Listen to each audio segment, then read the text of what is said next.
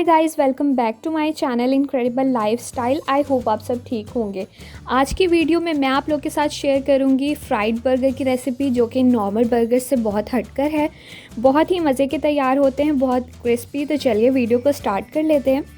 Fried burger बनाने के लिए हमें सबसे पहले तो कोई सा भी बर्गर रेडी कर लेना है। मैंने बहुत ही सिंपल सा बर्गर रेडी किया है, जिसके लिए बर्गर बन लिया है। एक साइड पर मैं स्प्रेड कर रही हूँ मायोनीज़ और दूसरी तरफ मैंने यूज़ की है chilli cheese sauce. Burger patty के लिए मैंने आलू की टिक्की ली है और अनियन स्लाइस और टमाटो स्लाइस के साथ इसे कंप्लीट कर लूँगी। इसी तरह से ही दूसरा भी बर्गर रेडी कर लूँगी। ये बिल्कुल ऑप्शनल है, आप चाहें तो कोई सा भी बर्गर इसमें यूज़ कर सकते हैं, कोई भी सॉसेस इसमें यूज़ कर सकते हैं, ये बिल्कुल आपके ऊपर है। यहाँ पर मेरे 2 बर्गर बनकर रेडी हो चुके हैं। अब हम अपने नेक्स्ट स्टेप की तरफ चलते हैं और इसमें हम देखेंगे जो कोटिंग के लिए हमें इंग्रेडिएंट्स चाहिए इसकी वो। तो इसके लिए मैंने 3 टेबलस्पून बेसन ले लिया है। ये अभी मैंने अंदाज़न लिया है, मैं आगे देखूंगी अगर मुझे कम लगेगा तो मैं इसमें और भी ऐड कर सकती हूँ। और बेसन मैंने पहले से ही छान लिया हुआ था। इसके साथ मैंने इसमें ऐड किया 1 टीस्पून सॉल्ट, 1 टीस्पून ही मैंने रेड चिली पाउडर का लिया है, half teaspoon red chilli flakes हैं मेरे पास, और 1 टीस्पून ही कसूरी मेथी है और 1 टीस्पून ही सूखा धनिया लिया है मैंने इसमें। इन सारी चीज़ों को थोड़ा थोड़ा सा पानी डालकर हम अच्छी तरह से मिक्स करते जाएंगे। बैटर को हमने बहुत ज़्यादा थिक भी नहीं रहने देना। यहाँ पर मुझे लग रहा था कि 2 बर्गर के लिए कम होगी ये कोटिंग, तो मैंने इसमें 1 टेबलस्पून बेसन का और डालकर थोड़ा सा पानी और डालूँगी और इसे अच्छी तरह से हम मिक्स कर लेंगे।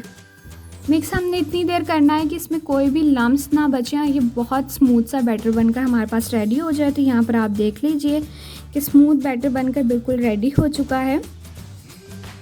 अब जो बर्गर हमने बनाकर तैयार करके रखे हुए थे वो इसमें अच्छी तरह से हमने कोट करने, चारों तरफ से अच्छी तरह से इसे कोट करना है ताकि कोई भी जगह जो है वो बचे ना।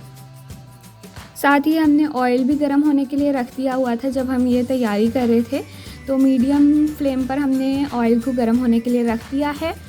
बर्गर को अच्छी तरह से कोट कर लिया है। अब मैं इसे डीप फ्राई करूँगी मीडियम फ्लेम पर, और जब जैसे ही एक तरफ से इस पर अच्छा सा गोल्डन ब्राउन कलर आ जाएगा तो हम इसकी साइड चेंज कर लेंगे।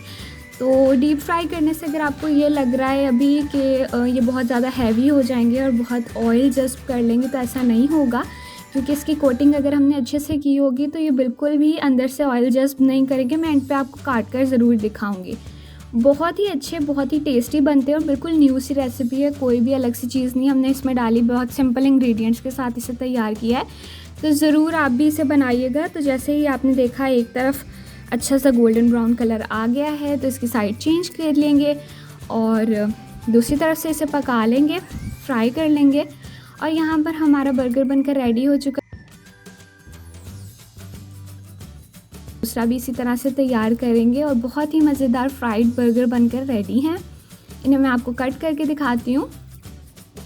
ये देखिए, अंदर से बिल्कुल भी इसने ऑयल जस्ट नहीं किया, बिल्कुल ड्राई है और ऊपर से बहुत ही क्रिस्पी सी इसकी लेयर जो है वो बनी है। बहुत ही मज़े के ये तैयार होते हैं। ज़रूर आप एक मरतबा ट्राई कीजिएगा।